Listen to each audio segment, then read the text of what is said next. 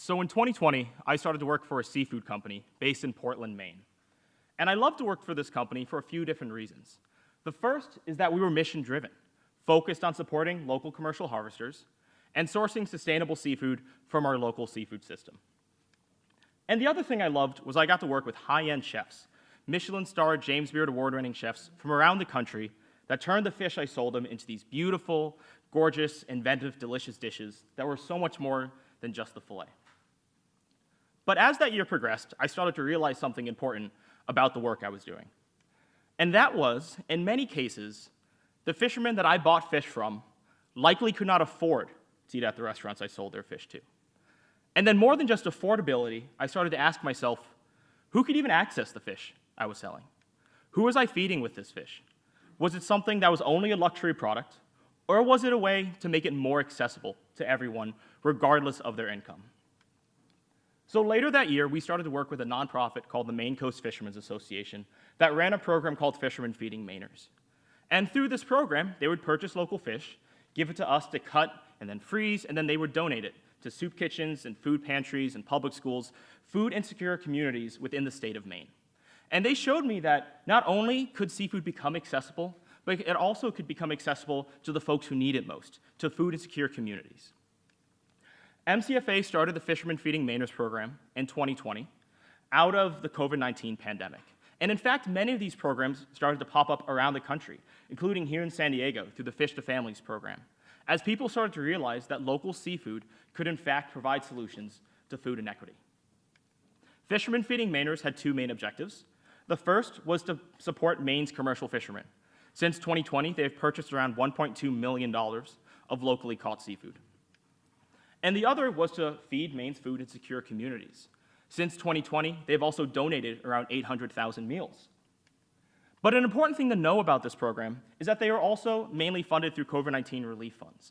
And those funds do have a time limit. They are going to run out at some point. And so Maine Coast Fishermen's Association is starting to ask the question, how do we fund Fishermen Feeding Mainers when those funds run out? And then even broader than that, how do we sustainably fund seafood accessibility? My answer to that question is value-added fish. What if MCFA had a product they sold in supermarkets where philanthropy was built into the price of the product, and they could use the sales from that product to support Fishermen Feeding Mainers? In other words, creating something known as a buy one, give one business model. So this is a business model used by companies like Tom's Shoes or Warby Parker, where philanthropy is built into the price of what they're selling. So when you buy a pair of shoes from Tom's, or you buy a pair of glasses from Warby, you're getting your shoes and you're getting your glasses, and another pair gets donated to someone in need. And so in the case of this product, you would buy your seafood for MCFA, you would get your fish, and then more fish would get donated to someone who needs it through Fishermen Feeding Mainers. So what is value-added fish? Why value-added fish? Value-added fish are things like fish cakes, and their soups, and their burgers, and their stews, their hot dogs, basically anything that's more than just the whole fish or the base fillet. And it offers a lot of opportunities for a few different reasons. The first is that value-added fish can help fishermen get paid more for their catch. Because it uses more of the fish, or even the entire fish for that final product, there's more value to the actual catch they're bringing in, instead of just basing it off of the fillet. And then consequently, they can get paid more for what they're bringing in. The other part is that value-added fish can create a more environmentally sustainable product. Because more of that fish is being used through that supply chain for that end product, there's less byproduct, less waste coming out of this kind of value-added product. And consequently, you have more fish used at the end, making less waste and more environmentally sustainable.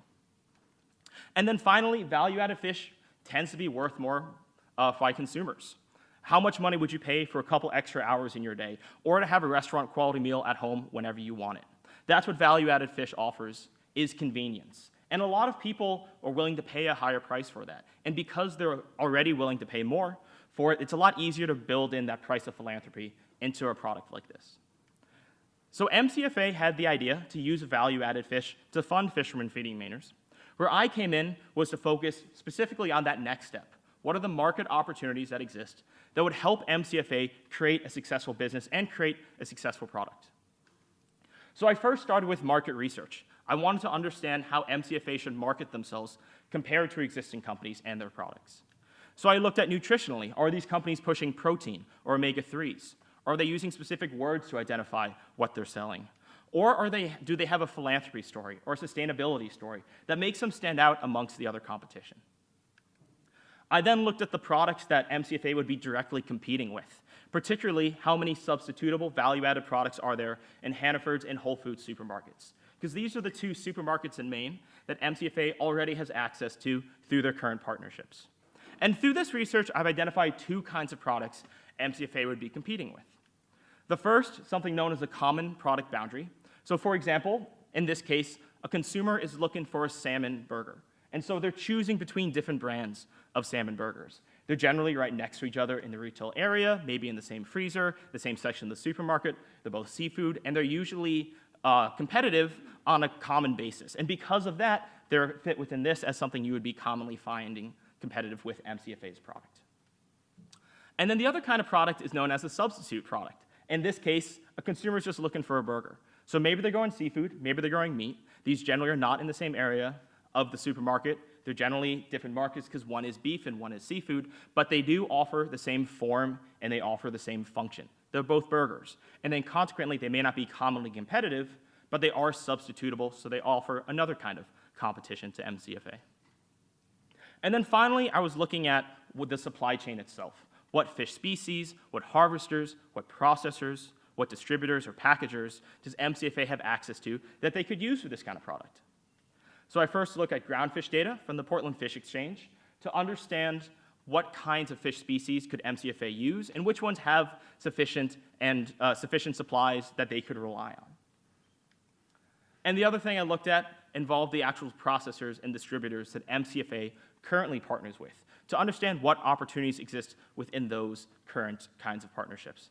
And through that, I came up with two sets of recommendations. The first are based on markets and products. So MCFA should prioritize making ready-to-eat products, ready-to-cook products, soups, and stocks, because these have low levels of competition, but they all offer convenience, which is what consumers want with their seafood. When they focus on nutritional marketing, MCFA should push proteins, omega-3s, low mercury or mercury-free, vitamin-free, and allergen content. Two of these, protein and omega-3s, would make their product comparable to everything else because those are commonly used, but the other kinds of nutritional facts make them stand out amongst the competition. And then finally, they should push the buy one, give one story, the fact they're local and Maine-based, and they use real and natural ingredients. There's a growing number of consumers that are willing and want to support companies with some sort of social responsibility component. And they're actually willing to pay more money to buy products that make them feel good about purchasing. And so the Fishermen Feeding Mainers connection would allow MCFA to take advantage of that. Local in Maine also has a similar kind of connotation. Having a place-based advertising and also can be considered local, consumers think are more nutritious or more quality, and they're willing to pay a higher price for that. And the same goes for real and natural ingredients. And then for the supply chain, MCFA should utilize haddock or hake or pollock, which is the fish on the screen right here. These are all three fish that taste the same, have similar cooking capacities, but more importantly, have a reliant supply that MCFA could use for this kind of value-added product. MCFA should also utilize utilize for partnerships that are existing within their processing, their distribution, their packaging, their storage, because there's plenty of opportunities with the partnerships they currently have, not much need to make new ones. And then finally, MCFA should invest in the future through large-scale freezing capacity and or value-added product processing equipment. One offers flexibility to their processors and harvesters by allowing them to freeze fish at the peak of freshness, while the other offers opportunities to build into new markets and reach new kinds of competition by building new kinds of products. And so in the end, what is the value of value-added fish? Value-added fish allows us to support commercial fishermen by helping them get paid more for the catch because we can valorize more of the fish itself. It helps you eat more seafood by making seafood a lot more convenient, more accessible to have that restaurant quality meal at home. And then most importantly, through value-added fish, we can support programs like Fishermen Feeding Mainers that make local seafood accessible, especially to food insecure communities. Maybe not every day, maybe not all the time, but through supporting programs like this, we can ensure that everybody has access to the fish caught on their own shores. So I'd like to thank my Capstone Advisory Committee for all their help, Sarah Schroffler, my chair, Dr. James Hilger, the industry economist for NOAA, Mary Hudson, Director of Fisheries Programs for MCFA, and the sector manager for Maine Coast Community Sector, and then John Olinto, the CEO and co-founder of One Mighty Mill. And I would like to thank my cohort and family and everyone for all their help. Thank you so much.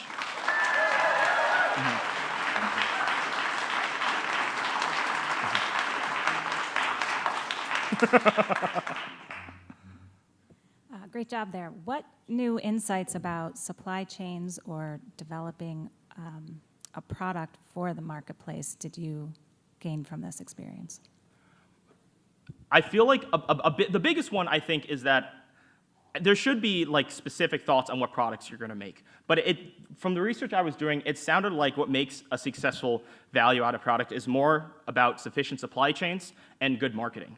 If the product tastes good at the end, people are likely to buy it. So like thinking, oh, I just want to make a burger because we can use more of a fish, or I just want to make a soup because it's easy, is not necessary. That's what I was expecting, was that like everyone's like, oh, I want to eat fish hot dogs, and that's what we should support.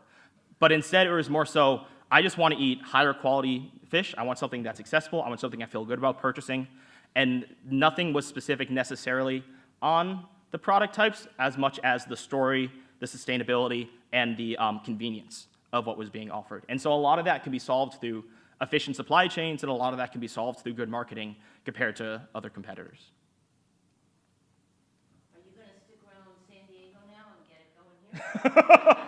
Great question. Unfortunately, no. I'm going to be heading back to the East Coast. I'm an East Coast kid, first off. But secondly, I think there's like plenty of, like I saw from business film, there's a lot of exciting opportunities that exist within San Diego that I think a lot of folks are working towards. So I'm happy to head back east and continue stuff over there. Make sure I'm passing the time. Do what I can. I have a question. What do you hope that Maine Coast fishermen will gain from this work? Yeah, great question, Samantha. I think, so MCFA is a nonprofit, right? And so because they're a nonprofit, they have a lot on their plate.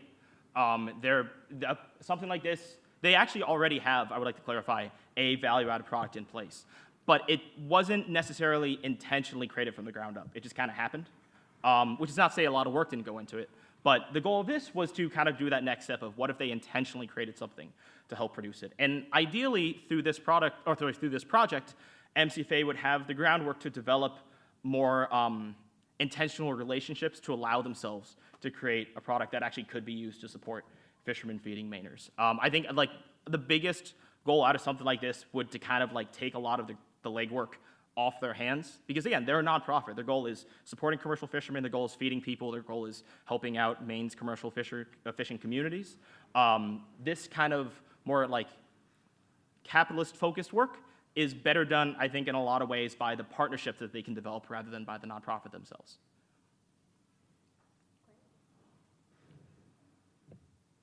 Cool. Thank you.